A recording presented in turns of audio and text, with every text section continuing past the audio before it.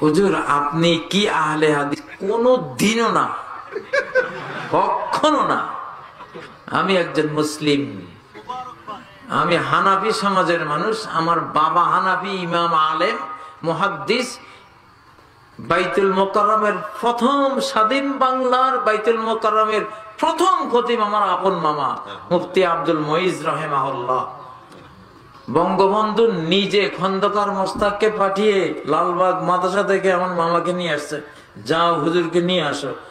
হুজুর যখন আসতেছে সব মাদ্রাসার হুজুররা ভাবছে শেষ, মাত্র দেশ স্বাধীন, সেই হুজুর এত যুদ্ধ অপরাধী, মনে হয় ওনার ফাঁসি সবার আগে হবে।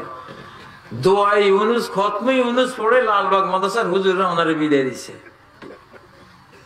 কানতে কানতে বিদায় দিছে।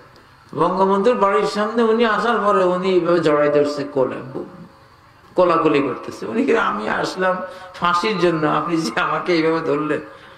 না হুজুর, আমি তো বাংলাদেশের প্রধানমন্ত্রী, জাতীয় মসজিদের খতিব হওয়ার ফরজ দায়িত্ব আমার ছিল, কিন্তু আমি তো খুতবা দিতে পারবো না। কিয়ামতের ময়দানে আল্লাহ যখন বলবেন মুজিব তুমি আমার মসজিদের কি করেছো, আমি কি জবাব দেব? হুজুর এই জন্য আপনাকে জোর করে আনছি। আল্লাহ যখন কিয়ামতের দিন আমাকে এই প্রশ্ন করবে যে আমার জাতীয় মসজিদের তুমি কেন খুতবা দিলে না, তখন আমি বলবো আল্লাহ আমি পারি নাই, কিন্তু তোমার একজন যোগ্য বান্দা আমি বসিয়ে দিয়েছি। দেখেন আগের নেতাদের মধ্যে কতটা জ্ঞান ছিল, সুবহানাল্লাহ। তো উনি স্বাধীন বাংলার বাইতুল মোকাররম মসজিদের প্রথম খতিব আমার আপন মামা। আর এখনকার খতিব যিনি সালাউদ্দিন, উনি আমার বাবার হাতের গড়া ছাত্র। সালাউদ্দিন সাহেব আমার বাবা হাফেজ মাওলানা আব্দুল গনি রাহিমাহুল্লাহ, যিনি 50 বছর অর্ধ শতাব্দী ব্যাপী বাংলাদেশে লক্ষ লক্ষ আলেমকে হাদিস শিখিয়েছেন। হাফেজ মাওলানা আব্দুল গনি রাহিমাহুল্লাহ, উনিও হানাফিদের ইমাম ছিলেন। আমার দাদা রায়পুর আলিয়ার প্রতিষ্ঠাতা প্রিন্সিপাল, কলকাতা আলিয়ার মুহাদ্দিস হাফেজে কোরআন, উনিও হানাফি আলেম ছিলেন। আমার আপন নানা, যাকে কেন্দ্র করে হাটহাজারী মাদ্রাসার উৎপত্তি, হাটহাজারী মাদ্রাসার জন্মই হয়েছে আমার নানাকে পড়াবার জন্য। তিনি 15 বছর বয়সে ইন্ডিয়া গিয়েছিলেন আশরাফ আলী থানভী রহমতুল্লাহের কাছে পড়বেন বলে। বাচ্চা মনে করে আশরাফ আলী থানভী রহমতুল্লাহ ওনার ছাত্র মৌলভী হাবিবুল্লাহ, যিনি মাত্র তখন দাওরা শেষ করেছিলেন, ওনাকে বললেন ইস বাচ্চা কো লে যাও, এক বরস পড়া করকে ফির ওয়াপস লে আও। এই বাচ্চাকে নিয়ে যাও, 1 বছর পড়িয়ে আবার আমার কাছে ফেরত দিও। তখন মৌলভী হাবিবুল্লাহর বাড়ি হাটহাজারী, তিনি হাটহাজারী এসে বাচ্চা এটা পড়াবেন কই, মাদ্রাসা তো নাই। তখন ছোট্ট করে একটা মাদ্রাসা দিলেন ওই আব্দুল আজিজকে পড়াবার জন্য। সেই ছোট্ট মাদ্রাসাই আজকে হাটহাজারী মাদ্রাসা, এবং তার ফার্স্ট ছাত্র আমার আপন নানা। এই জন্য নানা সারা জীবন হাটহাজারী মাদ্রাসার মজলিসের শৌরা সদস্য ছিলেন। হাটহাজারীতে যখন আমি পড়ি, মুফতি আহমদ শফি রহমতুল্লাহ আলাই আমার নাসাই শরীফের ওস্তাদ, পুরো নাসাই উনি পড়িয়েছেন। তো উনি আমার নানা জানাবওয়ালার ওই পরিচয় অন্যরকম সম্মান করতেন, স্নেহ করতেন আমাদেরকে। যাই হোক, তো আমি তো আহলে হাদিস পরিবারের সন্তান না, আমার তানা বানা আপাদ মস্ত করে হানাফি ব্লাড। হানাফি মাযহাব কিন্তু হেলা ফেলার বস্তু না। মুসলিম বিশ্বকে সর্বাধিক সুদীর্ঘ শতাব্দীর পর শতাব্দী শাসন করেছে হানাফি মাযহাব দিয়ে। আব্বাসী আমলে যেই বাগদাদ ভিত্তিক ইসলামী খেলাফত ছিল, সেটার কাজীউল কুযাত, চিফ জাস্টিস কাজী ইউসুফ আবু ইউসুফ রাহিমাহুল্লাহ হানাফি মাযহাবের চিফ জাস্টিস ছিলেন। প্রায় 700 বছর যে তুরস্কের আর্দোগানদের যেই অটোমান সাম্রাজ্য ছিল, পুরোটাই ছিল হানাফি মাযহাবের উপরে। হানাফি মাযহাবের মধ্যে প্রচুর গবেষণা হওয়ার কারণে সরকারি কাজকর্মে হানাফি মাযহাব দিয়ে বিচার ফয়সালা করা বহুত বহুত সহজ। অন্য কোন মাযহাবে এত খুঁটিনাটি ধারা উপধারা, এত লাখ লাখ ধারা উপধারা কোন মাযহাবে বিশ্লেষণ নাই, হানাফি মাযহাবে আছে। রাষ্ট্র চালাইতে গেলে এই জন্য হানাফি মাযহাব লাগে।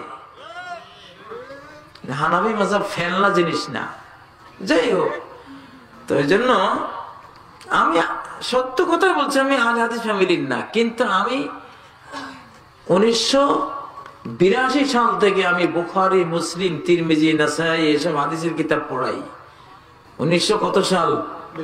82 থেকে আজকে 2021, 82 to 2021, 40 বছরেরও বেশি। গোটা জীবনটাই হাদিসের পিছনে দিয়েছি। এই হাদিসগুলো কি আমল করার একটা ভালোবাসা আমার ভিতরে আসবে না? অবশ্যই আসবে। যে কোনো মুহাদ্দিস, হাদিসের ওস্তাদ, হাদিসকে ভালোবাসবেনই। হাদিসকে ভালো না বাসলে তিনি হাদিস না নিয়ে সাহিত্য নিতেন, ফিকহ নিতেন, অন্য কিছু নিতেন, ঠিক নয় কি?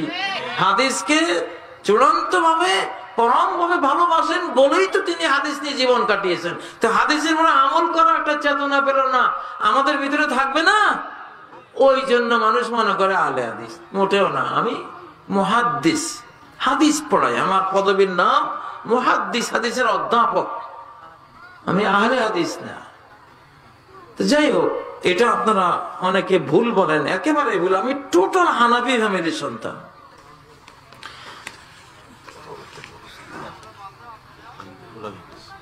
তবে পরিচয়ের ক্ষেত্রে ইসলামী ঐক্যের স্বার্থে আমাদের একটাই পরিচয় আমরা দেব, যেটা আল্লাহ আমাদেরকে নামকরণ করেছেন, আল মুসলিম হুয়া সাম্মাকুমুল মুসলিমিন। কবরে পরিচয় জিজ্ঞাসা করে, মা দীনুক, তোমার দিন ধর্মের পরিচয় কি? উত্তর আসবে আল ইসলাম। উত্তর কি? নাকি আল হানাফি, আল শাফি, আল মালিকি, হাম্বলি, নাকি আহলে হাদিস, চিশতি, মুজাদ্দিদি, সাবেরি? এগুলি বললে ফেল। কি বলতে হবে? জাতীয় পরিচয় আল ইসলাম, দিনিয়াল ওয়ালা তামুতুন্না ইল্লা ওয়া আনতুম আহলুল হাদিস, ইল্লা ওয়া আনতুম শাফিয়ুন, কি মুসলিমুন।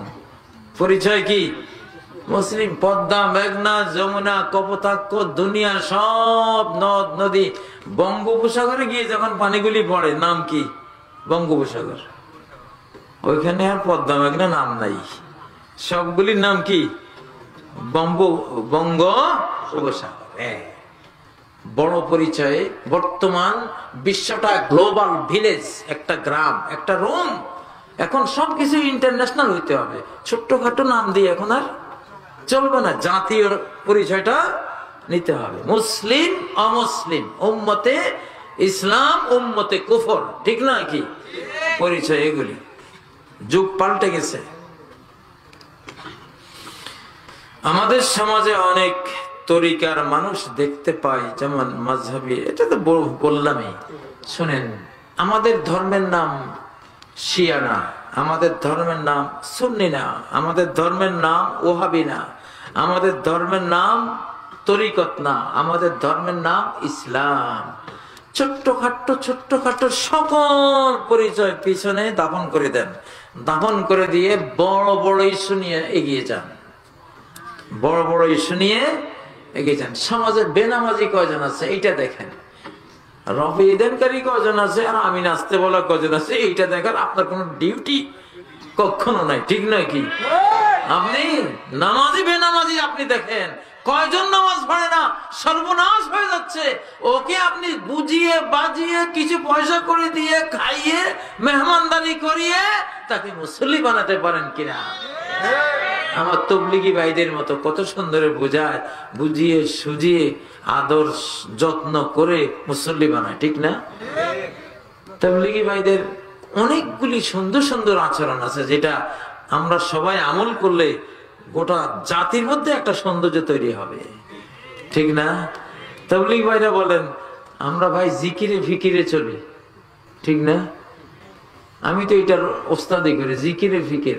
একটা হলো স্কুল অফ জিকির, একটা হলো স্কুল অফ ফিকির। একটা হলো জিকির মূলক ইবাদত, সালাত, সিয়াম, যাকাত, হজ, উমরা, এগুলো জিকির মূলক ইবাদত। আরেকটা হলো এই জিকির মূলক ইবাদতের আয়াত কোরআনে মাত্র 300, কত? আর স্কুল অফ ফিকির, ফিকির মূলক মহাকাশ নিয়ে ফিকির করো, জমিন নিয়ে ফিকির করো, সুন্দরবন নিয়ে, ম্যানগ্রোভ নিয়ে ফিকির করো, গাছ গাছালি পাক পাখালি নিয়ে ফিকির করো। এই স্কুল অফ ফিকিরের আয়াত হলো প্রায় ৬,০০০ কোরআনে। ৩০০ আর ৬,০০০ কোথায় কি? বাংলাদেশে শুধু ৩০০ এই মরতে আছে, ৬,০০০ আয়াতের কোন খোঁজ খবরই নেই। আমি একাই একটু চেষ্টা করে যাচ্ছি, একটু জ্ঞান বিজ্ঞানের। এই জন্য সবাই আমার ধরি পিছন থেকে কোত্তা ধরি টানে, এইগুলি কেন কোন আমার নিয়ে কত হুলস্থুল এগুলি বলে। আরে বাবারা, এগুলি না বললে তোরা সব আসামি হবি কিয়ামতের ময়দানে। একটা আয়াত যদি আলেম সমাজ ব্যাখ্যা না করে মারা যায়, কিয়ামতের ময়দানে আল্লাহ বলবেন তোরা পুরো কোরআন গোপন করার পাপে পাপী। সূরা মায়দা ৬৭ নম্বর আয়াত, ওয়াইল্লাম তাফআল ফামা বাল্লাগতা রিসালাতা। হে নবী, একটা আয়াত ইবনে আব্বাস আয়াতের তাফসীরে বলেন, লাউ কাতামতা আয়াতান মিন কিতাবিল্লাহি মা বাল্লাগতা রিসালাতা। সারা কোরআনে যদি ৬,২৩৫টা আয়াত পৌঁছালেন, একটা মাত্র আয়াত আপনার মহাকাশের জিওলজির, বায়োলজির, যে কোনো লজির হোক না কেন, যদি একটা আয়াত আপনি না বলে মৃত্যুবরণ করেন, আল্লাহ আপনাকে ব্লেম দেবেন, মামলা দিবেন যে গোটা কোরআনের একটা আয়াত পৌঁছান নাই, পুরো কোরআন লুকিয়ে আপনি চলে গেছেন। রাসূলকে যদি এই ধরাটা আল্লাহ দেন, আমাদেরকে ছাড়বেন? আমাদেরকে ছেড়ে দিবেন? এই জন্য স্কুল অফ জিকিরের যত আয়াত, এগুলি যেমন বলতে হবে মাহফিলে, স্কুল অফ ফিকিরের আয়াত। নামাজের কথা ৮২ বার আছে, পানির কথা ৪৫০ বার আছে। আপনি পানি নিয়ে কই ওয়াজ করেন? ওয়াটার সায়েন্স নিয়ে কই ওয়াজ হয়? অথচ ওয়াটার সায়েন্সের ওয়াজ আছে ৪৫০ বার আল্লাহ বলেছেন। সুবহানাল্লাহ।